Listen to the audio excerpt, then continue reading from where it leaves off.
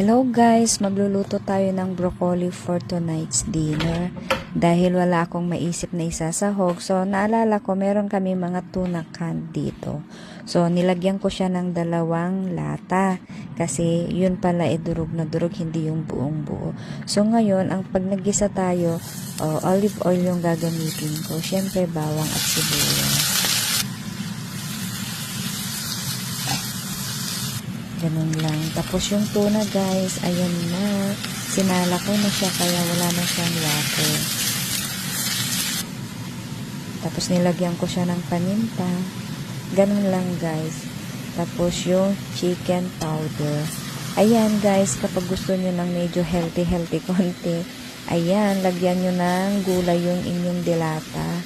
Ganyan guys. Ganyan lang guys, wala akong ibang nilagay kundi paminta at saka yung chicken powder lang. Yun lang guys. Thanks for watching. Paminta ulit kaya maanghang na ang aking luto. Pero masarap naman.